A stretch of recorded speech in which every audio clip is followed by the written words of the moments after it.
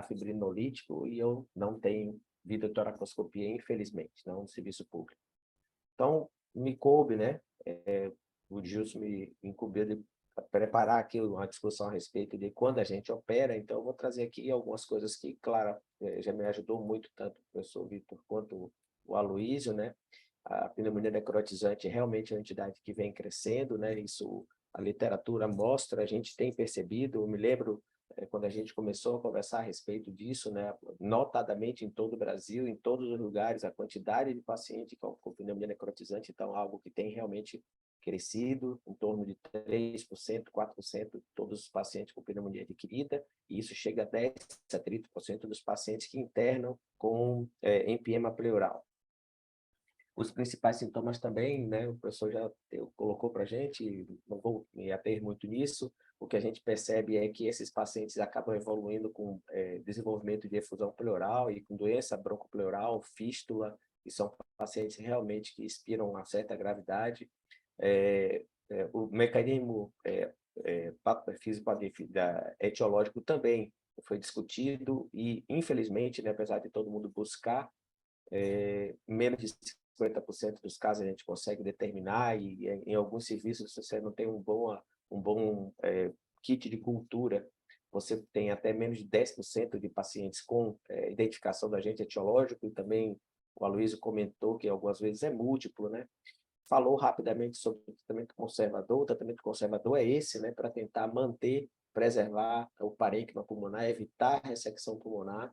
Mas o que a gente realmente vem discutindo, e aí a minha parte me cabe justamente por isso, é o prolongamento, a que custo a gente tem mantido esses pacientes com um tratamento conservador. E aí, por causa disso, a gente veio discutir quando que a gente indica a cirurgia. Bom, o tratamento cirúrgico também já tem algumas convicções, né? Então, esse é um artigo já mais antigo, 2010. Eu trouxe porque é o mesmo artigo que também do professor Vitor leu, trouxe do grupo do Amazonas, né? E também comentado a respeito da indicação pelo Aloísio, né? Essas a gente não discute. O paciente está muito grave, aquele paciente que não tem, que a gente vê que não está evoluindo bem, que o pediatra chama a gente, implora para a gente operar. Esse é aquele paciente que a gente não tem muita discussão. É o paciente que não evolui bem. Mas ele já não evolui bem há muito tempo. E aí o nosso problema é exatamente esse aí. Quando é que a gente consegue intervir nesse paciente um pouquinho antes? E isso também foi colocado na apresentação do Aloísio. Eu trouxe o meu caso, que obviamente, né, é um caso que o desfecho foi cirúrgico e também, obviamente, o tratamento cirúrgico teve uma excelente evolução, né? Que não é o tão usual, mas para essa criança aqui foi algo que chamou a atenção. Então, a criança era criança de 3 anos, chegou no Hospital do Oeste, que é onde eu trabalho também, no começo desse ano, março, dia 7. Ela veio trazida já em estado grave, com a USA, e na admissão a história era de tosse mais ou menos 6 dias, também tinha queixa de dor abdominal, dispneia, tosse, febre. Naquele momento foi iniciado o ceftriaxona, a criança veio com catéter de O2 nasal, então tem um desconforto respiratório, e o exame de internação, né, no momento da internação, ela tinha trazido o exame externo, do dia 5, que mostrava hemoglobina de 9, hematócrito de 30, leucócitos de 10. No exame físico, estava ativa, regular, o estado geral era bom, tinha alguns sinais de insuficiência, de desconforto respiratório, principalmente a frequência respiratória muito elevada.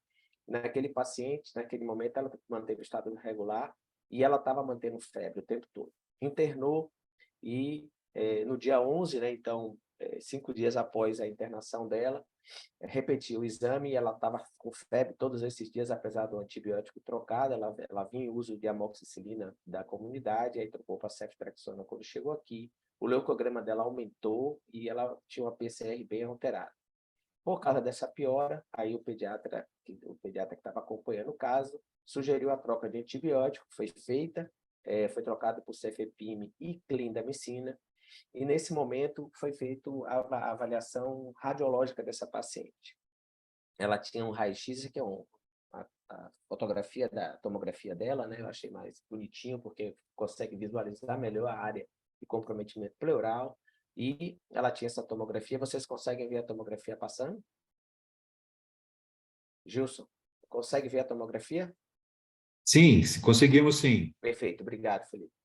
Então, essa tomografia desse dia 11, né, quando essa paciente teve essa manutenção e piora do quadro laboratorial, fizemos a tomografia. Nesse momento, eu estava fazendo um curso fora de Barreiras, então o pessoal da pediatria conversava comigo por telefone, mas quem abordou essa criança acabou sendo o pessoal da cirurgia geral, então um derrame pleural grande, com aparência de derrame livre, né, com comprometimento amplo do espaço pleural, e o pulmão já tinha alguns sinais ali de comprometimento secundário.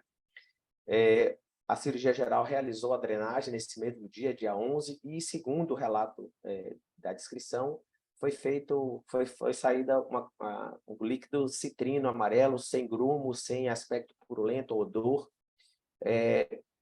Esse líquido foi mandado para a cultura. Essa criança tinha uma hemocultura do dia da internação que deu negativa. Ela já vinha em uso de antibiótico na comunidade. Também, essa cultura do líquido pleural já tinha hoje 5 dias de antibiótico, né? Do dia 5, ela já estava com antibiótico, trocou no dia 11 para ampliou o espectro, e essa criança também teve esse líquido pleural negativo. Depois da drenagem, ficou hemodinamicamente estável, teve um conforto respiratório maior, e aí o dreno evoluiu com diminuição progressiva da sua produção. A necessidade de suporte de O2 terminou, e laboratorialmente também houve uma melhora, né? O leucograma dessa criança baixou para 10.000, e a partir do dia 15, esse leucograma novamente voltou a subir, né? Subiu para 15.000, a PCR também se mantinha elevada, e essa criança voltou a fazer febre. Foi encaminhado para a clínica. Essa criança estava internada na emergência, porque não tinha vaga na UTI. Os pacientes com desconforto respiratório aqui também a gente mantém na terapia intensiva, mas não tinha vaga na terapia intensiva, então ela ficou na emergência, e aí, como ela teve uma melhora do quadro respiratório e suspendeu o suporte, ela foi para a clínica pediátrica, e lá na clínica pediátrica, porque estava mantendo febre, o grupo da pediatria, né, difere, né, a rotina da porta, difere da rotina do ambulatório, da enfermaria. Então, o grupo da enfermaria suspendeu no dia 17 Cefepime e Clinda, e passou a usar Tazocin. Ainda nesse momento, o dreno funcionava, o líquido continuava citrino. O laboratório do dia 17, o leucograma chegou a baixar 5.800, mas a PCR persistia elevada. No dia 19, eu voltei, né, do meu curso, e aí assumi esse paciente, né? Passei a ver esse paciente mais repetidamente. Como essa criança tinha um dreno improdutivo nesse momento e mantendo febre, a gente solicitou uma nova avaliação radiológica, que eu vou mostrar, e sugeri a troca da Tazocin, porque não entendi muito o Tazocin, por vancomicina. O pessoal da pediatria resolveu associar, manteve o Tazocin e associou vancomicina. Apesar dos 2 antibióticos, a criança manteve febre, o dreno seguia improdutivo, o leucograma agora começou a aumentar novamente, 3.000, depois 5.000. No dia 24, foi retirado o dreno de tórax, porque ele já tinha quase 5 dias, 6 dias absolutamente improdutivo, não tinha modificação radiológica.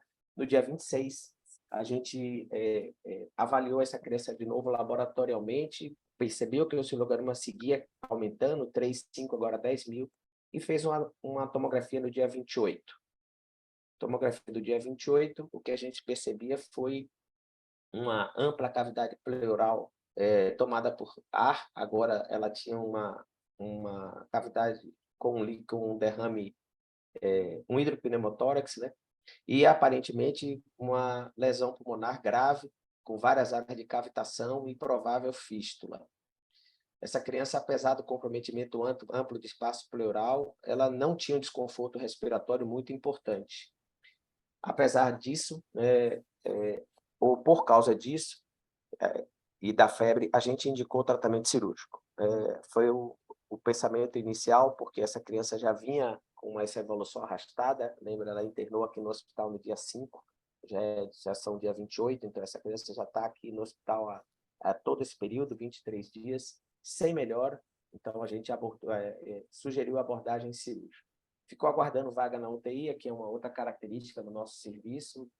Aqui, o anestesista não faz nenhuma abordagem de tórax sem vaga na UTI, então ficou aguardando vaga na UTI. No dia 30, a gente conseguiu internar essa criança na UTI. No dia 31, a gente levou ela para a cirurgia.